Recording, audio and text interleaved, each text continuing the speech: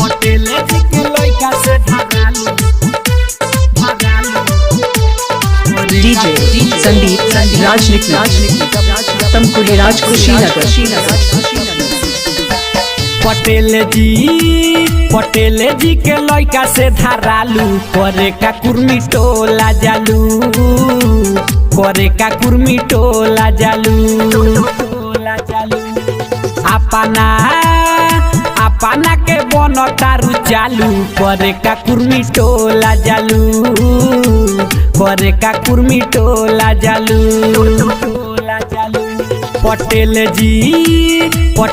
जी के लइका से धरालू करे का कुर्मी टोला जालू करे का कुर्मी टोला जालू।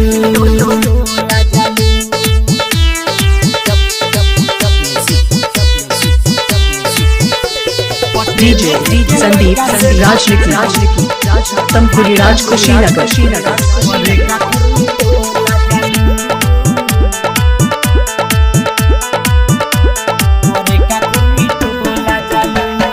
तोहर खानदान हवे दबे जानता गाँव में सभे तू ढेर कैले लभरे कितना लइकन सन के साथे तेला फाड़ा करैले लसराइल गेहूं गभे रे।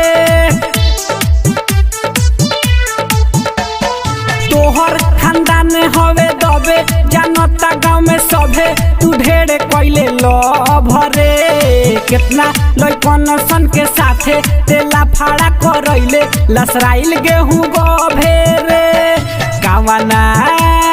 कावाना के केरा रोज खालू करे का कुर्मी टोला जालू करे का कुर्मी टोला जालू।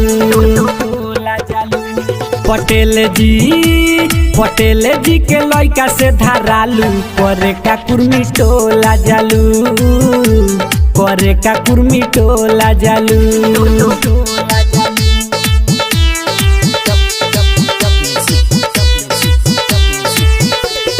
डीजे संदीप राजनिकी गाजीपुर हारी ओम नगर।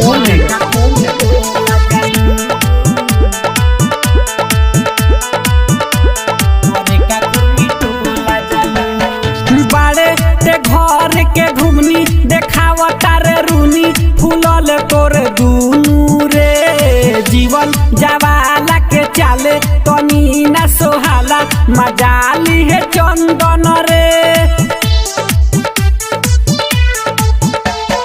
बाड़े ते घर के घुमनी देखावता रे रूनी फूलल तोर दूनू रे जीवन जवाला के चाले तनी ना सोहाला मजाली है चंदन रे।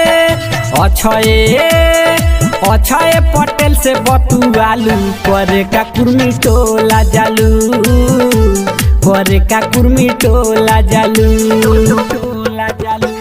पटेल जी के लइका से धरालू करे का कुर्मी टोला जालू करे का कुर्मी टोला जालू। अपना के बन तारू चालू करे का कुर्मी टोला जालू करे का कुर्मी टोला जालू। पटेल जी के लइका से धरालू करे का कुर्मी टोला जालू मोबाइल नंबर 95 10 51 335।